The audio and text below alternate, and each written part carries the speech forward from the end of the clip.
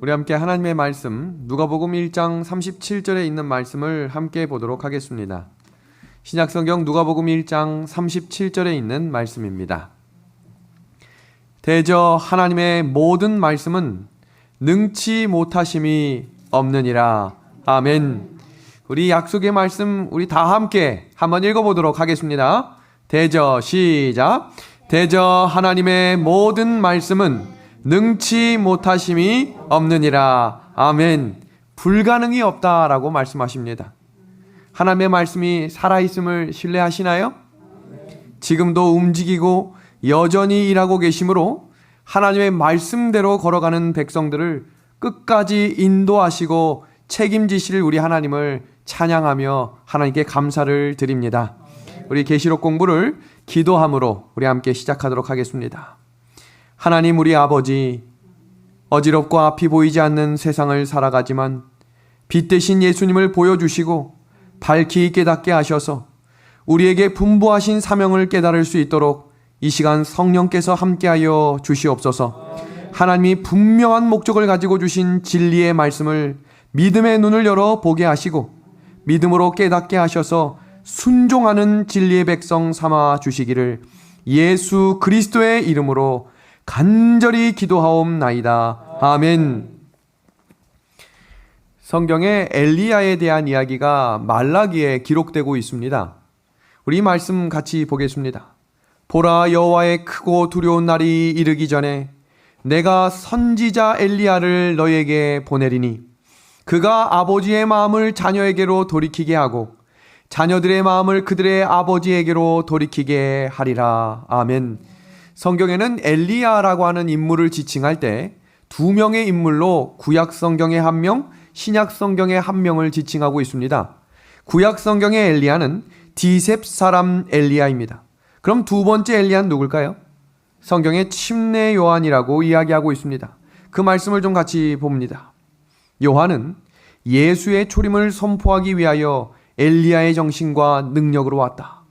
나는 요한이 말세의 진노의 날과 예수의 재림을 선포하기 위하여 엘리야의 심령과 능력을 갖게 될 자들을 대표하는 것을 뭐했다고 되어 있어요? 보았다라고 이야기하고 있습니다.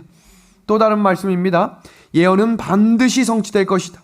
주님은 보라, 여호와의 크고 두려운 날이 이르기 전에 내가 선지 엘리야를 너희에게 보내리니. 그럼 여기서 이야기하는 여호와의 크고 두려운 날이 이르기 전이라고 하는 이 날은 어느 날일까요? 성경은 재림의 날이라고 이야기하고 있습니다.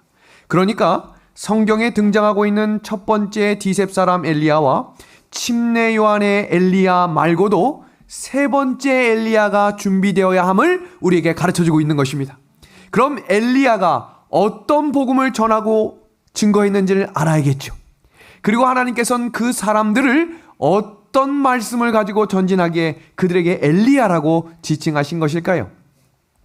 성경 마태복음 24장을 살펴보면 예수님께서 재림의 징조가 나타나거든 예수께서 문 앞에 이른 줄을 알아라 라고 제자들에게 하신 말씀이 기록되어 있습니다.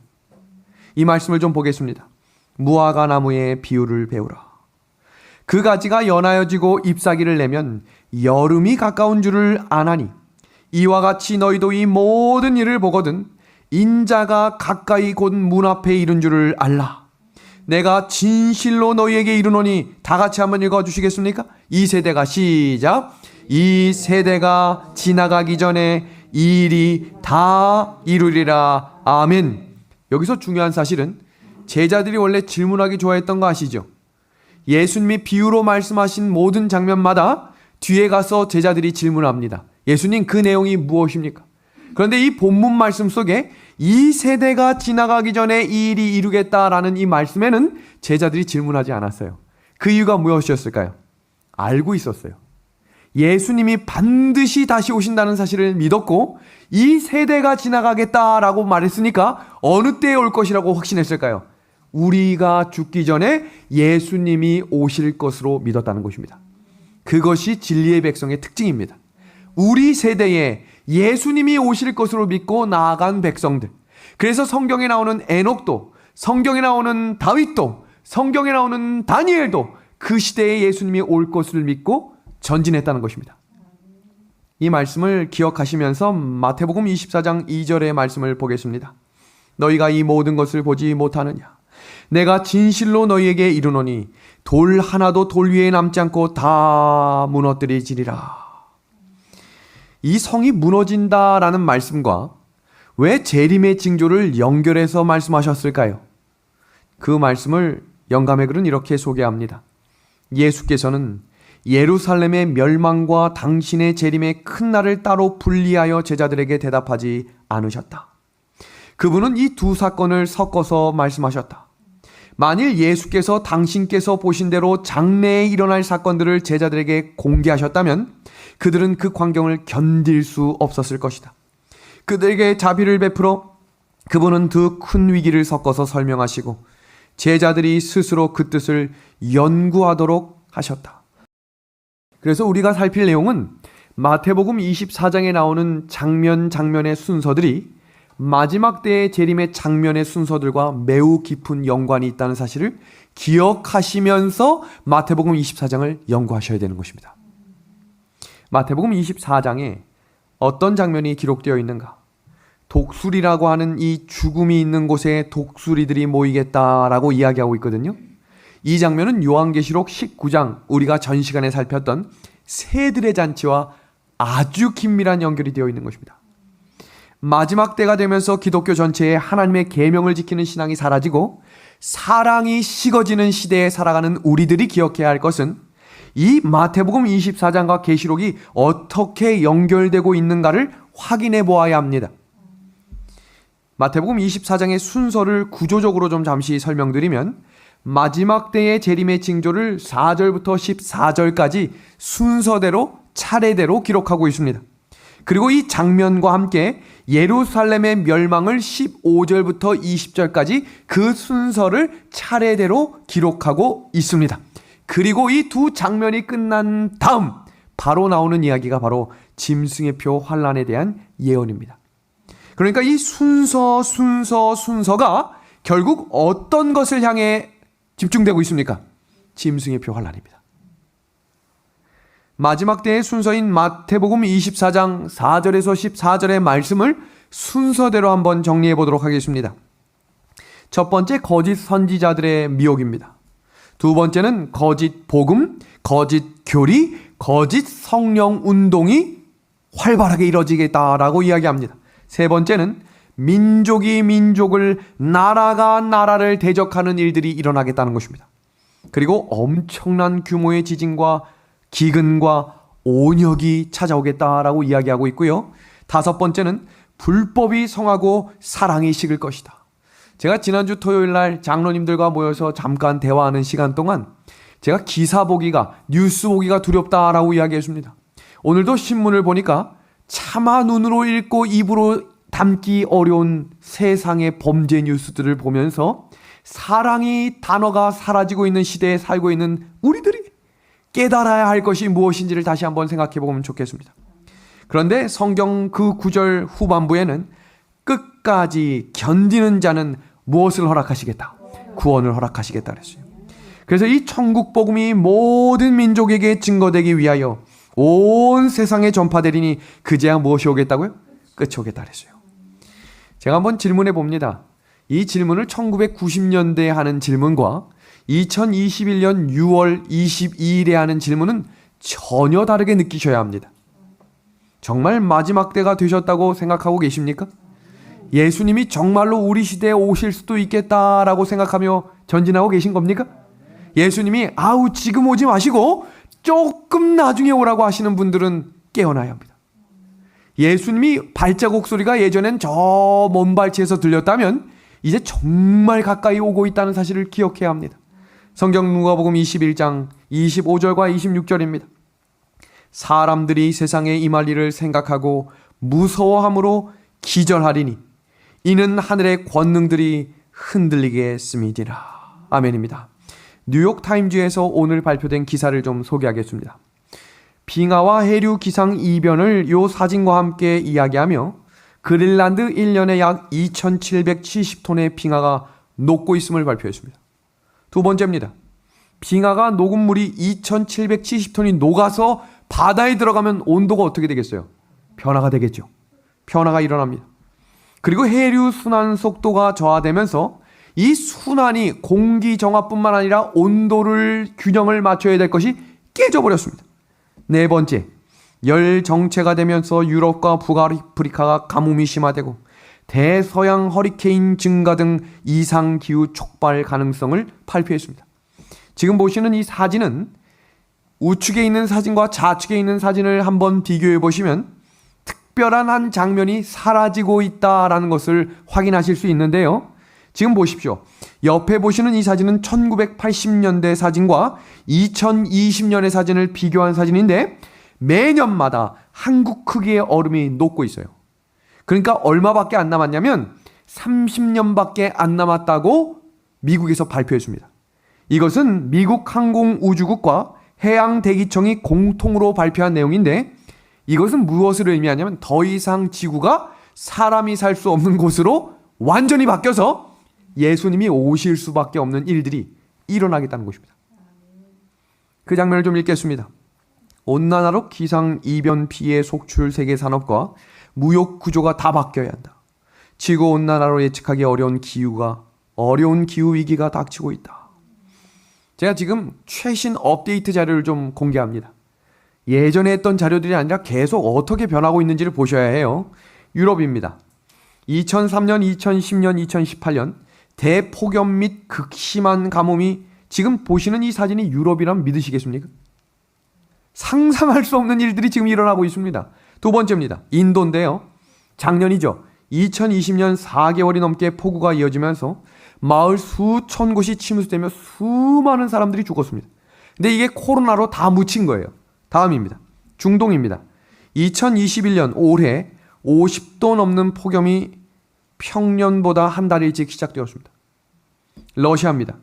2021년 5월 중순 지금 일어나고 있는 이 모든 일은 예전 4, 5년 전 일이 아니라 지금 이 시간에 방금 전에 일어났던 일들을 소개하는 겁니다.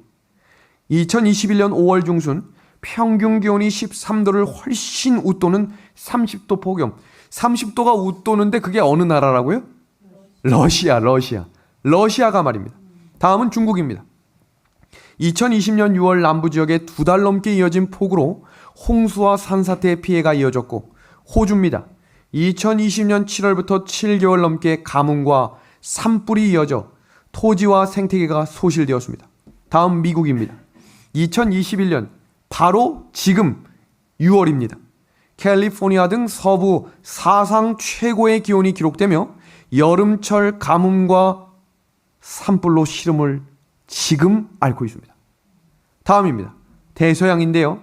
작년 허리케인 발생이 무려 30개의 토네이도가 일어났고 미국과 중앙아프리카에 상상할 수 없는 큰 피해가 일어났습니다. 지금 보시는 이 4장의 사진은 한국과 스페인과 미국과 인도를 제가 하나로 묶어온 캡처한 사진인데 전 세계가 지금 정상적인 나라가 하나도 없다는 거예요.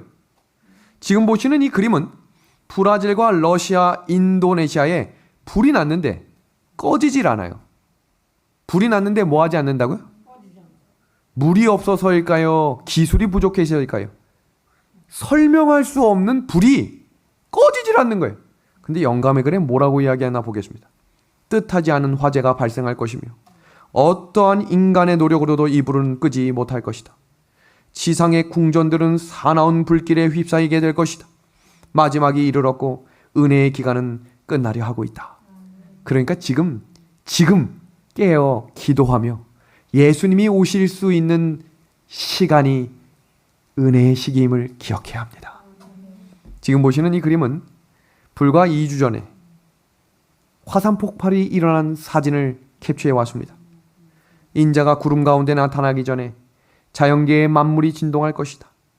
하늘의 번개와 땅의 불이 서로 연합하여 산을 용광로 같이 타게 할 것이며 마을과 도시로 용암이 홍수처럼 흘러 넘치게 할 것이다. 지구의 내부에 있는 물질들의 불출로 인하여 지구 표면이 갈라질 것이다. 우리 마지막 문장 같이 읽어볼까요? 시작. 만물의 마지막이 가까웠기 때문이다. 믿음의 하늘 가족 여러분, 프란치스코 교황이 스페인 속담을 인용해서 나의 신은 항상 용서하고 인간은 때때로 용서하지만 자연은 절대 용서하지 않는다고 발표했어요. 근데 바로 오늘 유엔 사무총장이 발표한 이야기를 지금 읽어드리겠습니다. 간단히 말해 이 행성은 파괴됐다. 이 행성이 지금 지구를 지칭합니다. 인류는 자연과 전쟁을 벌이고 있고 이는 자살행위다. 지구를 망치고 있는 게 누구 때문이라는 거예요? 사람, 인간 때문이라는 거예요. 그리고 빌 게이츠가 2주 전 발표한 이야기입니다. 코로나는 끔찍하다. 그러나 기후변화는 그보다 더 심각할 수 있다. 백신이 전 세계로 지금 배포되면서 많은 사람들이 이후의 시대에 대해 관심을 갖고 있는데 기억하셔야 할 한 가지 사실은 이제 기후변화와 함께 세상이 전쟁할 것입니다. 무슨 일을 놓고 사람들이 살아갈 것인가? 자, 보십시오. 마태복음 24장 12절입니다. 불법이 성함으로 많은 사람의 사랑이 뭐해지겠다고 이야기하고 있습니까? 뭐해지겠다? 식어지겠다. 불법이 성함으로 하나님의 계명이 범해지고 하나님에 대한 사랑이 식어지는 일들이 계시록 14장에 어떤 내용과 연관되는지를 보겠습니다. 그 고난의 연기가 세세토록 올라가리로다. 짐승과 그의 우상에게 경배하고 그의 이름의 표를 받는 자는 누구든지 밤낮 쉼을 얻지 못하리라 하더라. 성도들의 인내가 여기 있나니 그들은 하나님의 계명과 예수에 대한 믿음을 지키는 자니라. 아멘.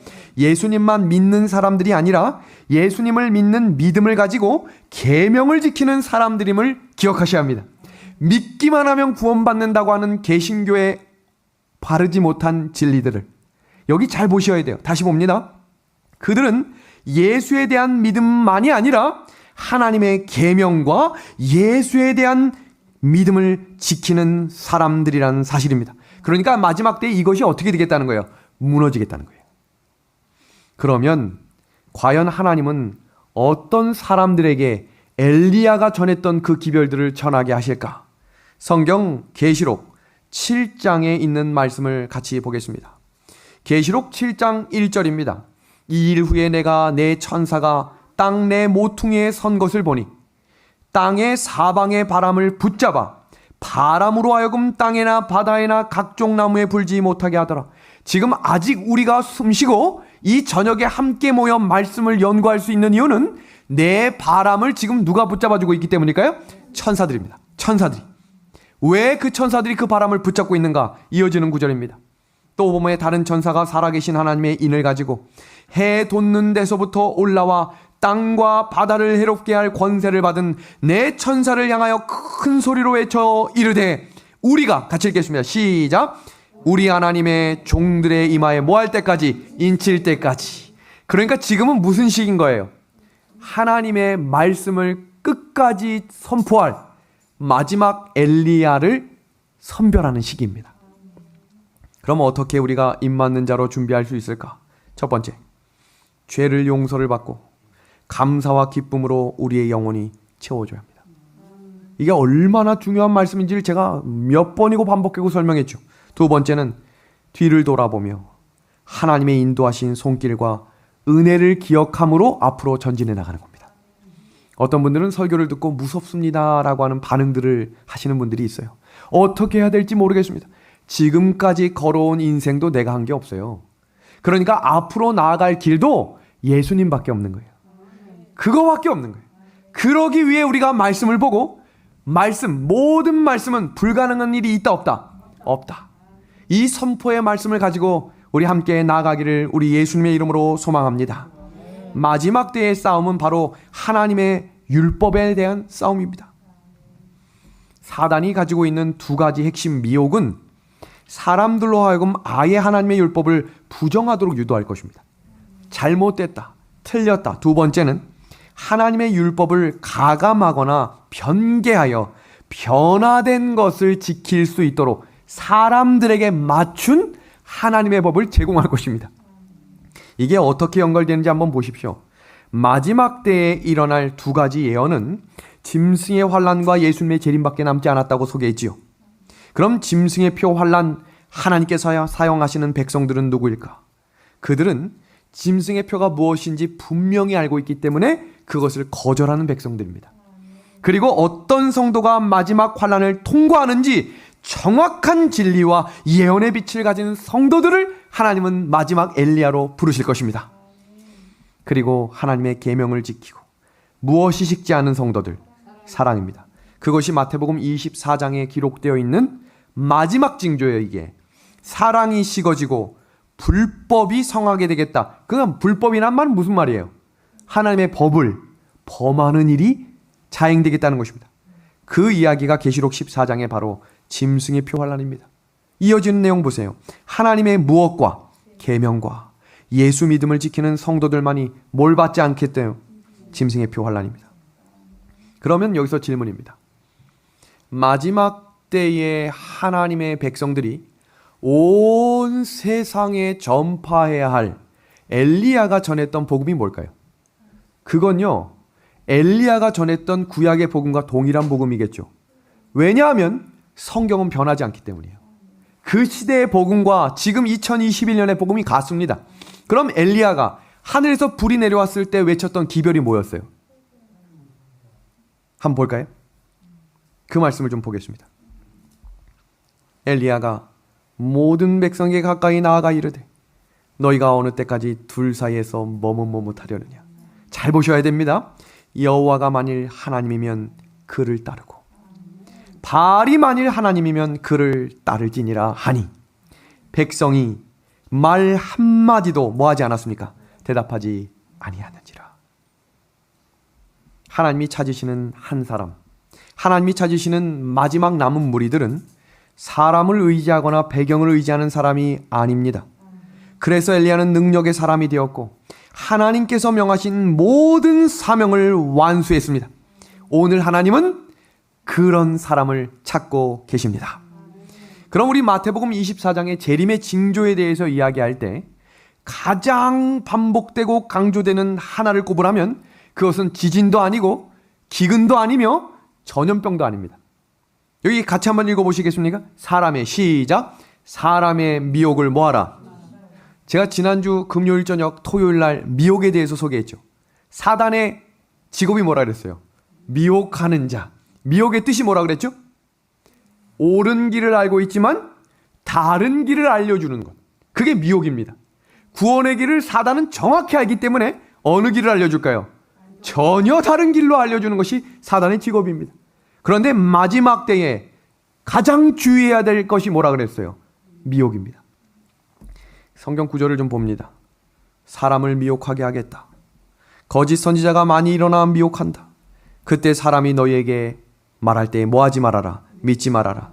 할 수만 있으면 뭐한 자들도 택하신. 그럼 여기서 궁금한 거 한 가지. 도대체 어떤 것으로 미혹할까라는 거예요. 그것이 계시록 13장과 연결이 되는데요.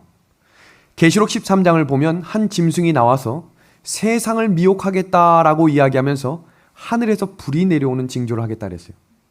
누가 태어난 거예요? 다시. 엘리야가 살아서 돌아왔다 이 말이에요. 무슨 말인지 아시겠어요? 사람들을 뒤흔드는 미혹이 뭐냐면 단순한 기적이 아니라 죽었던 사람이 눈앞에 나타날 거예요. 그게 뭡니까? 강신술이에요. 지금부터 하는 이야기가 왜 그토록 중요하냐면 사단이 마지막으로 사용할 방법, 사람에게 사랑이 식어지게 하고 하나님의 법을 무시하게 만드는 일 중에 하나가 무엇이냐면 죽은 사람을 불러내어 그가 일으키는 기적을 보고 사람들이 뒤흔들리게 하겠다 그랬어요. 마지막 때에 제가 순서 설명드렸죠. 전염병과 기근과 삶이 어려워지면 경제가 흔들리겠다 그랬어요. 그 경제가 흔들리는 그때에 기적을 일으키는 짐승이 일어날 것이고 그 짐승이 이야기하는 강조가 무엇이냐면 먹고 살기 위해 표를 받으라고 강조하는 거예요. 이 순서를 잘 기억하셔야 돼요. 근데 그때 사단이 사용하는 방법이 뭐냐면 강신술입니다. 지금 TV를 틀었다 하면 죽은 사람의 영혼이 쭉 나와가지고 이 사람으로 쑥 들어가가지고 갑자기 막 생활하고 여기저기서 막 죽은 사람들의 영혼이 이 말했다 저 말했다 사람들이 보고 있는 시각과 생각과 마음을 너무나 자연스럽게 강신술로 하나 되게 하고 있어요. 신을 영접한 자. 제가 이번 주와 다음 주 화요일에는 이 부분을 너무너무 자세하게 소개할 건데 깨어서 들으셔야 합니다. 왜냐하면 이 사실을 가지고 사람들을 미혹하게 하고 흔들 것이기 때문입니다. 사탄 마귀에 대해서 잠깐 소개합니다. 에스겔 28장 14절. 성경에 기록되어 있는 악의 영들은 과연 죽은 사람의 영일까? 천사, 악한 마귀 천사들의 영일까? 이 구분부터 먼저 하셔야 돼요. 자, 봅니다. 에스겔 28장 14절입니다. 사탄의 유래입니다. 너는 기름 부음을 받고 지키는 그룹이며 내가 하나님의 성산에 있어서 불타는 돌들 사이에 왕래했다. 에스겔 28장 14절에 두로라는 왕을 비유하며 사탄 루스벨에 대해 상세한 설명이 나오는데 사탄 마귀를 설명하며 그를 뭐라고 소개하고 있습니까? 지키는 그룹이라고 이야기하는데 성경에서 이야기하는 그룹은 천사를 지칭합니다. 에스겔 28장 16절입니다. 너 지키는 그룹아. 이 지키는 덮는 그룹이 변질되어 하나님의 산에서 쫓겨나는 장면이 기록됩니다. 보겠습니다. 그러므로 내가 너를 더럽게 여겨 하나님의 산에서 뭐 했습니까? 쫓겨냈고 불타는 돌들 사이에 뭐 했다고 되어 있어요? 멸하였다. 이어지는 구절 17절. 왜 쫓겨났을까? 왜 성산에서 나가게 되었을까? 왜 멸망되었을까? 보겠습니다. 이어지는 17절입니다. 내가 마음이 뭐 했다고 되어 있어요? 교만하였으며. 그럼 지금 사탄의 유래를 봅니다. 사탄의 유래 첫 번째 뭡니까? 영광스러운 모습이었는데 어떻게 됐다 그랬어요? 망했다 그랬죠. 그리고 그 망한 이유를 뭐라고 소개하고 있습니까? 교만입니다. 성경적 사전에 교만이란 자는 스스로 높아져 내가 하나님이 되고자 합니다 라고 되어 있습니다.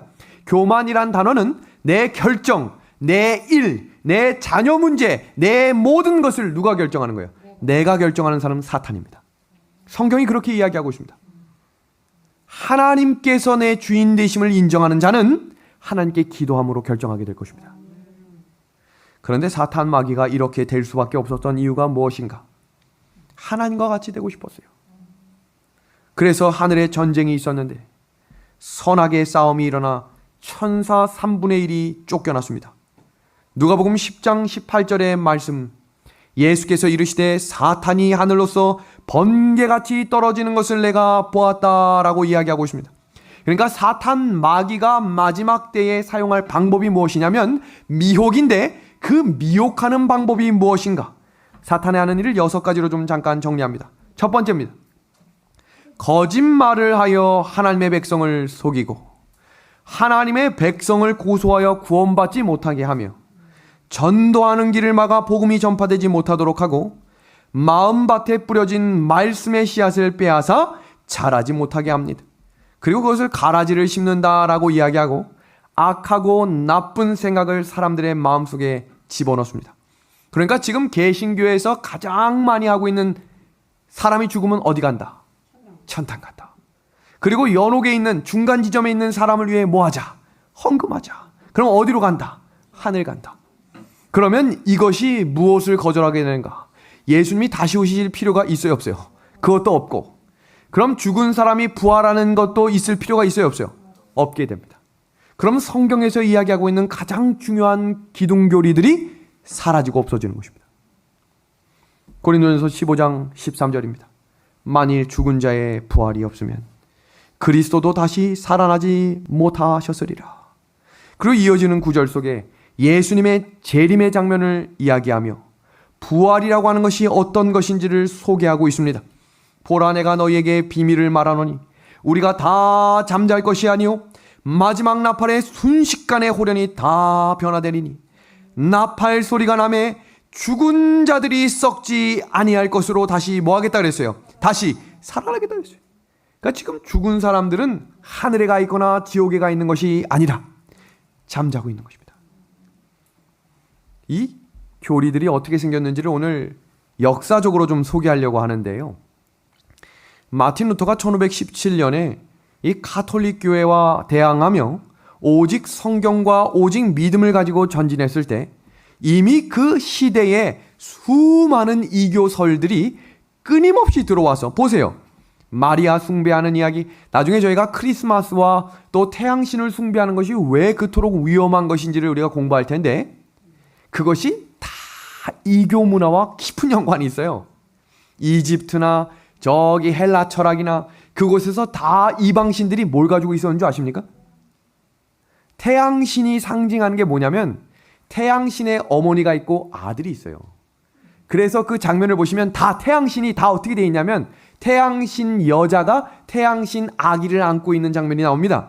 그런데 카톨릭을 살펴보면 성모 마리아가 누구를 안고 있는, 그게 그것과 연관이 있는 거예요.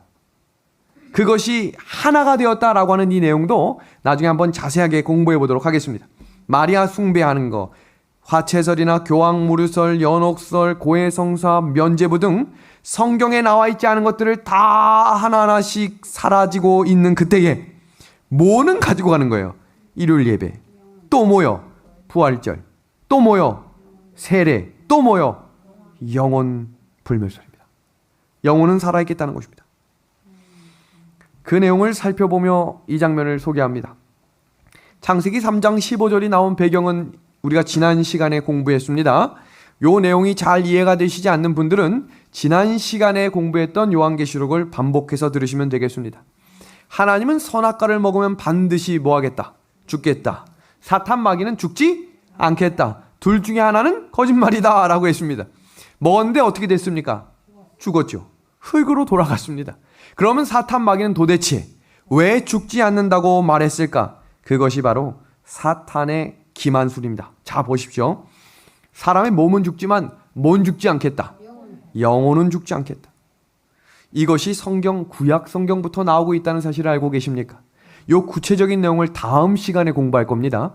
오늘은 세계 역사상의 영혼 불멸설이 어떻게 기독교 안에 들어왔는지를 역사적인 내용을 살피고, 다음 주에는 그것이 구약 성경부터 신약 성경 마지막 책까지 사탄 마귀가 어느 시대에 어떤 말을 통해 그 일들이 지금까지 이어져 왔는지를 공부합니다. 그럼 보겠습니다. 사탄의 이러한 기만술을 대항하는 자들, 아들이나 딸을 불 가운데로 지나게 합니다. 이 사람들을 박수나 술객이나 오늘날로 이야기할 땐 무당입니다. 근데 제가 한 가지 재밌는 얘기를 해드릴게요. 계시록 아마겟돈 전쟁을 살펴보면 깜짝 놀랄 만한 장면이 나오는데, 신접한 자들, 마귀겠죠. 악한 자들이겠죠. 그 시대로 이야기하면 악령술사거든요. 근데 그들이 누구 앞에 선다고 이야기했는 줄 아세요? 왕들과 부한자들 앞에 그들이 앞에 서겠다 그랬어요. 그럼 생각해 보세요. 왕들과 그 사람들이 왜 그 사람들을 앞에 서게 할까요? 깜짝 놀랄 만한 사실은 예전에는 음지에 있었어요. 근데 오늘날 신령술사들을 뭐라 부르냐면 학위가 있어요. 박사라고요. 그 사람들이 교수입니다. 유수하고 능력 있는 사람으로 방송에 출연하고요. 그 사람들이 지금 학생들을 가르치고 있는 과학 심령술사라고 이름이 바뀌었어요. 그러니까 예전에 이야기했던 그런 음지에서 막 이런 거 흔드는 사람들이 아니라 과학적으로 음행, 오행을 살피고 그 내용들을 신접한 자와 연결해서 영적인 사람으로 소개되는 시대가 오늘날 이 시대입니다. 그러니까 예전처럼 아니 무당들이 이걸 하겠지가 아니라 너무나 세련되고 스마트한 사람들이 그 일들을 가지고 정치인들과 세상 유력한 사람들 앞에 서서 죽은 사람들의 영혼과 함께 이야기하는 일들을 그대로 실현하겠다는 겁니다. 이제 이해되시겠습니까? 여기 보십시오. 복술자, 무당, 신접자, 박수, 기륭을 말하는 자, 요술을 말하는 자, 진언자, 초혼자 등 성경에 이 사람들의 단어들이 무려 9가지에 걸쳐서 소개되고 있습니다. 그렇다면 이 사람들이 그 시대부터 지금까지 역사적으로 이 영혼불멸설이라고 하는 것이 어떻게 정착할 수 있게 만들었는지를 소개합니다. 가장 유명하고 가장 대표적인 나라가 바로 이집트의 이 미라입니다. 가장 신봉하고 철저하게 믿고 시행한 사람들, 이집트 사람들. 그래서 뭘 만든 거예요? 미라를 만든 거예요. 장기 다 빼내고 사람 몸을 칭칭칭칭 감아가지고 이 깊은 무덤, 제가 이 대학교 시절에 여기 갔다 왔습니다. 여길 들어가려면 아주 높은 곳에 들어가서, 여기는 폐쇄공포증 있는 분은 못 들어가요. 계단이 아주 좁아서 들어가는 내내 고개와 허리를 숙이고 들어가는데 무려 15분이 넘게 들어가야 무덤이 있는 곳을 들어갈 수 있어요. 만든 것도 대단한데 그 구멍을 그 당시에 그렇게 굽이굽이 뚫어가지고 무덤 하나, 딱 만들어 놓는 그 이유가 도대체 뭡니까? 영혼이 찾아와 살겠다는 거예요. 이 사상을 바탕으로 윤회 사상을 만든 사람이 피타고라스입니다. 들어보셨죠? 피타고라스? 헬라 철학의 이 피타고라스는 기원전 6세기 영혼 불멸에 기초하여 윤회 사상을 철학적으로 체계화시킨 인물입니다.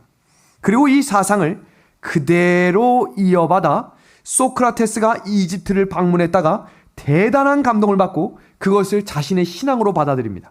그리고 죽음이란 영혼과 육신이 분리되는 것이라고 믿고 그렇게 가르치고 자신이 죽을 때도 당당하게 죽으며 이렇게 말합니다. 죽음이란 영혼과 육신이 분리되는 것이니까 사람은 죽는다 죽지 않는다. 영혼이 죽지 않으니 죽음을 뭐하지 말아라. 두려워하지 말아라. 이 소크라테스의 이 사상을 이어받은 사람이 누구인가? 바로 플라톤입니다. 이 플라톤이 이원론 사상을 만들었는데 보세요. 소크라테스의 영혼불멸 가르침을 받은 수제자 플라톤은 영혼불멸 사상의 가장 열렬한 주창자가 되었는데 그의 논집인 파에도는 영혼불멸 사상의 교과서가 됩니다. 근데 깜짝 놀랄 만한 사실이 무엇인가? 이걸 중고등학교 학생들이 교과서에서 배우고 있다는 거예요. 이 파에돈이라고 하는 영혼불멸 사상의 교과서, 그 내용을 좀 잠깐 소개하겠습니다. 철학자의 영혼은 사후에 보이지 않는 세계로 갈 것이며 신들과 더불어 축복 가운데 살 것이다. 그러나 육체를 사랑하던 사람의 영혼은 묘지를 왕래하는 귀신이 되어 일이나 독수리 같은 신체 속에 들어갈 것이다. 참다운 철학자만이 죽어서 하늘로 간다. 마지막으로 플라톤은 소크라테스의 말을 빌어 선한 영혼은 천국에, 악한 영혼은 지옥에, 그리고 중간적인 영혼은 연옥에 간다고 결론 짓는다. 그러니까 이것이 종교 안에 들어오기 전에 이미 뭐에 있는 거예요? 철학으로 사람들의 생각과 사상에 자연스럽게 스며들어 있었기 때문에 그것을 종교의 이론으로 교리로 가져올 때 문제가 없어지게 된 겁니다. 여기 보세요. 플라톤은 영혼불멸 사상을 체계화시켜 하나의 이론을 정립시키고 필론이라고 하는 한 학자는 알렉산드리아 출신의 유대인 철학자로 몸과 영혼을 분리시킨 플라톤 헬라 철학 사상을 신플라톤주의 형태로 어디로 가지고 들어갑니까? 유대교로 들어갑니다. 왜 이렇게 했을까요? 그 당시에 가장 인기 있는 철학이었기 때문이에요. 이 철학을 잘 발표해야 사람들에게 인정받는 교수가 됐던 거예요. 다음입니다. 오리게네스는 알렉산드리아 신학교에서 교장을 지낸 3세기 초의 천재적인 교사로 그는 하나님 자신이 영원하고 불멸인 것처럼 인간의 영혼도 뭐라고 이야기합니까? 불멸이라고 이야기합니다. 자신은 영혼불멸을 믿는 진정한 신플라톤주의자라고 자처합니다.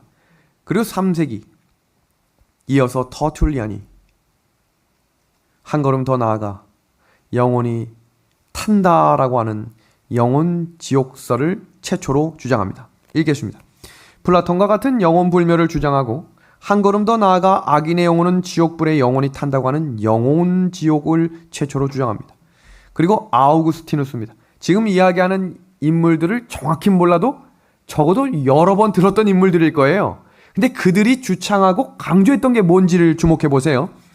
북아프리카 히포 출신으로 당대의 최대 신학교부입니다. 드디어 뭐가 나옵니까? 수학 교수, 교장 출신, 당대 최고의 철학가에서 이제 누구로 그 내용이 들어옵니까? 신학교부가 그 사상을 가지고 들어옵니다. 보세요. 그의 가르침은 중세 카톨릭 교리의 기초가 되었다. 그는 플라톤의 영혼불멸 사상과 터툴리안의 영혼지옥을 확증하는 한편 플라톤의 철학 개념을 빌려 연옥설을 만들어냈으며 대교황 그레고리는 서기 528년, 이때가 언제입니까? 지금 에베소, 서모나 두아디라로 이어지는 가장 큰 핍박이 일어났던 그 시기에 이 교리를 채택합니다. 보십시오. 대교황 그레고리는 서기 528년 그것을 교리로 인정하여 드디어 성경에도 없는 연옥 교리가 생겨난 것이다. 이 내용을 누가 받아들이고 더 발전시키는가? 들어보셨을 거예요. 토마스 아퀴나스. 보세요. 아우구스티누스에 의해서 확인된 영혼 불멸 사상과 연옥 지옥, 그리고 연옥의 신앙은 13세기 스콜라 철학자인 토마스 아퀴나스에 의해서 중세 카톨릭 교회의 확고한 교리로 뭐가 됩니까? 집대성이 됩니다. 그러니까 이게 수백 년, 수천 년에 이어지는 이 정착되는 과정들을 보셔야 합니다. 이어지는 장면, 단테입니다. 신곡이라는 작품을 통해 연옥 불멸 사상에 입각한 지옥과 연옥과 천국 민족 사상을 소개하는데 크게 기여합니다. 이런 과정을 거쳐서 이교 철학 사상으로 전해지던 영혼불멸 신앙이 기독교 신앙 안에 깊이 뿌리를 내리게 되었는데, 제가 지금부터 이야기하는 결정적인 장면을 보셔야 합니다. 1513년 교황 레오 10세가 제5차 라테란 종교회의에 역사적인 교서를 발표하는데, 놀랄 준비를 하십시오. 우리로 이야기하면 대총회인데 그때 교리문을 발표하는데 그 교리문이 다음과 같은 내용입니다. 보세요. 어떤 사람이 이성적인 영혼의 속성에 관하여 그것이 죽음과 더불어 죽게 된다고 감히 주장하는 것과 달리, 우리는 거룩한 공회의 동의로서 영혼은 불멸이라고 한 교황 클레멘트 5세의 규정에 따라 지성적인 영혼은 죽게 된다고 주장하는 자들을 뭐 하겠대요? 정죄하고 배척한다. 이 말은 무슨 말이냐면, 이 전까지는 기독교 신앙 안에서 영혼 불멸 사상을 인정하면 배척당하고 정죄됐어요. 근데 1513년 이 종교회의를 통해서 그게 완전히 뒤집혀졌는데 어떻게 된 거예요? 이 사상을 인정받지 않으면 뭐가 되는 거예요? 이단이 되는 거예요. 한순간입니다. 일요일 법령과 짐승의 환란이 이와 같은 배경으로 이루어지게 될 거예요. 한순간이에요. 이어지는 장면 보세요. 이와 같은 그릇된 주장에 집착하는 모든 사람을 멀리할 것과, 여기 보세요. 뭐라고 되어 있습니까? 이단으로 지칭하는 게 아니라 이단으로 뭐 하래요? 징벌이 뭡니까? 죽이라 이 말이에요. 징벌할 것을 명하는 바이다. 이것이 개신교의 교리로 어떻게 들어오는지를 지금부터 소개하겠습니다. 보십시오. 첫 번째, 1513년 영혼불멸 교리가 천주교 교리로 확정되는 장면을 지금 보셨습니다. 두 번째, 1517년 종교개혁이 시작되었죠. 그런데 프랑스의 젊은 카톨릭 신자였던 누가? 칼빈이 1531년 개신교 신앙으로 개종합니다. 그러니까 이런 과정에 사단의 역사를 보셔야 돼요. 근데 이 사람이 뭘 가지고 들어왔는가? 그가 개종한 지 2년 만인 1534년 25세 나이에 영혼 불멸을 반대하는 제세례파 그리스도인들을 신랄히 비평하고 이단으로 정죄하는 뭐가 됩니까? 최초의 신학 논문인 혼수론을 집필합니다. 그러니까 지금 개신교회가 일으켰던 종교개혁 속에 누가 함께 들어온 거예요? 칼빈이 들어왔는데, 그 칼빈이 카톨릭 신앙을 했던 매우 뛰어난 인물이었거든요. 근데 그가 영혼불멸 사상을 가지고 와서 재침례파 세력과 싸웠는데 누가 이겼을까요? 보세요. 그 논문이 오늘날 일반 개신교들의 영혼불멸 신앙을 정립시키는 결정적인 계기를 만들어 놓았습니다.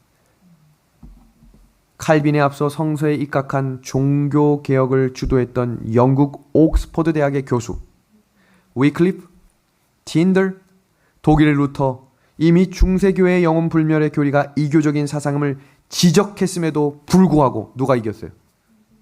칼빈이 이겼어요. 이교 사상이 개신교를 지배하게 되므로, 지금 이 장면이 이제 이해되시겠죠? 마리아 숭배 없애고, 교황 무리설 없애고, 고해 성사 없애고, 면죄부 없애고 다 없애면서 못 없앤 거예요. 영혼불멸설은 없앨 수가 없었던 거예요. 이것이 무엇과 연관되는가? 일요일 예배와 연관이 되는 거예요. 왜 그런지 보겠습니다. 창조주 하나님은 안식일을 기억하여 거룩히 지키라고 이야기하며 제7일은 너희 하나님 여호와의 안식일이라고 분명히 성경에 말씀하셨습니다. 그런데 주일 예배를 통해 창조주 하나님 대신 뭘 강조합니까? 부활하신 예수님을 강조합니다. 주일 예배로 부활의 의미를 혼란케 만들었어요. 다음 시간에 이 성경적인 내용들이 왜 혼란이 됐고 무슨 성경 구절이 오해가 되고 있는지를 자세히 소개하겠습니다. 그리고 영혼불멸설로 영생의 의미를 왜곡시킵니다.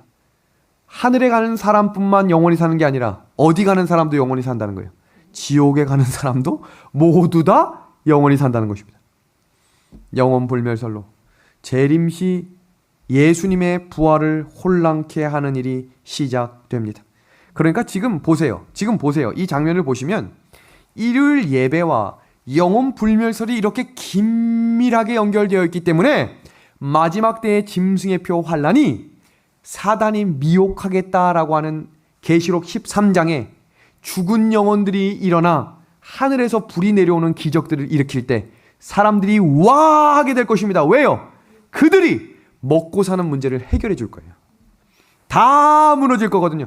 지금 대한민국도 지금 이제 부채가 많이 있지만 전 국민 돈을 나눠주느냐 마느냐가 지금 의논되고 있죠. 근데 이건 대한민국뿐만 아니라 전 세계가 지금 돈을 막 찍어내고 있어요. 그런데 참 이상한 건 집값도 계속 올라가고 있다는 거예요. 이상한 일이 지금 우리의 삶에 일어나고 있다는 것만 기억하고 계세요.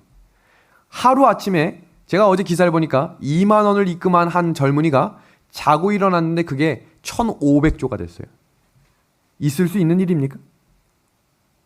하루 만에 또 그 돈이 사라졌어요. 가상화폐가 이런 겁니다. 돈에 사람들의 초점을 맞추게 할 거예요. 사탄은. 어떻게 하면 돈을 쉽게 벌 수 있을까? 다단계에 손대게 할 겁니다. 어떻게 하면 돈을 쉽게 벌 수 있을까?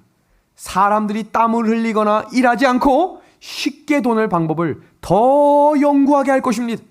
그래서 돈을 많이 가져야 이 세상에서 마지막까지 살아갈 수 있다고 이야기하지만 성경은 그 돈이 일만하게 뿌리가 될 수 있음을 경고하고 있다는 사실을 기억하므로 제가 그래서 뭘 강조했습니까? 하루신앙. 오늘을 입히시고 먹이시는 하나님을 기억하므로 내일도 입히시고 채워주실 하나님을 믿고 나아가는 백성들이 되어야 하겠습니다. 저희가 지금 살피고 있었던 이 일요일 예배를 조금 정리하고 마무리하려고 하는데요. 이 장면을 좀 같이 보겠습니다. 미국 내 유력한 개신교 단체들이 세력을 모아 국가적 정치에 관여하고 있습니다. 근데 그들이 사용하는 방법들이 뭔가? 강신술입니다. 강신술이 성행하여 수많은 사람들이 사탄에게 미혹되고 있고 앞으로 더 심화되게 될 것인데 전 세계 개신교를 하나로 연합시키는 이 일에 주력되며 그것이 완성되면 결국 개신교회와 천주교회가 연합하여 하나가 될 것입니다. 그리고 기독교가 통일이 되면 그 다음에 교황으로 중심으로 세계의 각 종교들이 하나로 연합시켜 종교 통합을 이루게 될 것이고 그 종교의 수장으로 교황을 경배하도록 할 것이며 그 경배일이 천주교의 계명에 명시된 일요일로 하게 된다는 것입니다. 일요일 법령에 내려오는 추진 명분입니다. 자녀보호와 범죄 감소. 지금 얼마나 범죄들이 많이 일어나고 있는지를 기억하세요. 신문 클릭하면 제일 먼저 1번부터 5번이 다 범죄예요. 그리고 자녀들이 부모를 죽이는 일, 자녀들이 지금 일어나고 있는 여러 가지 사건들을 보시면 이 세상이 정말 마지막 때가 되었음을 고백할 수밖에 없을 것입니다. 그러니까 일요일 법령을 내려서 가정을 회복시키자 이거예요. 일요일은 다 가족하고만 지내라 이겁니다. 얼마나 대단한 명분입니까? 이걸 명분을 거절할 사람이 누가 있겠어요? 지금 이 1, 2, 3번 중에 싫고 나쁜 게 뭐가 있어요? 다음입니다. 탄소 배출 감소입니다. 2주 전에 대한민국에서 이 탄소 배출 감소 세미나가 세계 각국의 유명한 지도자들이 모여 함께 열렸습니다. 무슨 말이에요? 제가 아까 소개했죠. 뉴욕타임즈에서 30년 안에 이 지구가 살 수 없는 세계가 되기 전에 탄소 배출을 0으로 만들자. 그 일을 일어나면서 강조될 게 일요일 법령이라는 거예요. 그러니까 이제 지금 이 짐승의 표환란이 굉장히 가까이 오고 있음을 느끼셔야 돼요. 저 멀리 있는 이야기가 아니라 제가 하나 비유를 들게요. 하나님은 성경에 대해서 이야기하실 때 예언의 순서와 속도를 설명하셨거든요. 근데 예전에는 예언이 일어나고 이 예언이 성취되는 데까지 걸리는 과정들이 시간이 오래 걸렸어요. 그런데 마태복음을 살펴보면 마지막 때의 예언인 짐승의 표환란이 일어나면 예수님의 재림 때까지의 그 시간이 고난이 있기 때문에 감해 주시겠다 그랬거든요. 이 말은 무슨 말이냐면 총알을 땅 쏘잖아요. 그럼 이제 끝나는 거예요. 아, 이제 그때 준비해야지 이게 아니고요. 그 법령이 내려지면 그 시간부터 예수님이 재림하시는 데까지는 정말로 신속하게 일어날 겁니다. 그렇기 때문에 이 시대에 우리의 눈으로 예수님이 오시는 것을 볼 수 있다라고 이야기하는 것입니다. 그 다음 보세요. 평화 유지. 세계 질서와 평화가 유지되고 경제력이 회복된다. 보셨죠? 코로나가 막 심해지고 이렇게 폐쇄가 확 일어났던 2020년 5월, 6월을 기억하실 거예요. 전 세계에서 막 폭동이 일어났었어요. 근데 그 이유가 뭔지 아십니까? 먹고 사는 문제가 어려워졌기 때문에 일어났던 거거든요. 마지막 때에 일요일 법령이 내려지는 최대의 명분은 먹고 사는 문제를 해결할 방법을 기적을 통해 보여주는 거예요. 그러니까 그 표를 받아야 먹고 사는 문제가 해결되니 교회를 다니고 있는 사람도 먹고 사는 문제를 해결하기 위해 뭘 받는 거예요? 표를 받겠다는 거예요. 그러니까 지금 왜 하나님께서 그 일을 위해 공중에 나는 새와 들에 나는 풀과 꽃을 보라고 하셨는지를 기억하셔야 돼요. 하루하루를 먹여주시는 하나님을 만나야 그 일이 눈앞에 펼쳐져도 두려움 없이 전진하는 백성이 될 것입니다. 오늘 설교를 정리하면서요, 이 내용을 정리하고 마무리합니다. 마지막 때에 하나님께서 이루시고자 하는 성령의 역사에 내가 참여할 것인가? 우리 이 말씀에 동의하면 우리 아멘 합시다. 부르심을 받기로 결심하시겠습니까? 그럼 택하심을 받는 하나님의 백성이 되기 위해 포기할 줄 알고 버릴 줄 아는 하나님의 백성 나그네의 인생을 살아가시겠습니까? 이것이 마지막 나의 운명을 결정짓는 최후의 선택이 될 것입니다. 영감의 글을 읽고 오늘 설교를 정리합니다. 그대들이 진실한 마음으로 예수께 나아갈 때 언제든지 당신의 은혜로 그대들을 돕기 위해 준비하고 계신다는 사실을 믿자. 그대들은 믿음의 선한 싸움을 싸워야 한다. 그대들은 생명의 면류관을 얻기 위하여 씨름하는 자가 되어야 한다. 분투하라. 사단이 그대들을 꽉 붙잡고 있기 때문에 그대들이 몸을 돌이켜 사단의 손을 뿌리치지 아니하면 그대들은 마비되고 멸망당할 것이다. 원수가 그대들의 전후 좌우에 있으며 그대들은 그를 짓밟지 않으면 안 된다. 뭐 하라고요? 분투하라. 그대들에게 쟁취해야 할 면류관이 있다. 분투하라. 만일 그대들이 면류관을 쟁취하지 않으면 이 생과 내세의 모든 것을 잃어버리게 된다. 분투하라. 그러나 그대들의 부활하신 구주의 힘을 의지하여 뭐 하라고요? 싸우라. 믿음의 아내 가족 여러분, 그대들은 믿음의 선한 싸움을 싸워야 할 것입니다. 오늘 성경 연구를 마치겠습니다.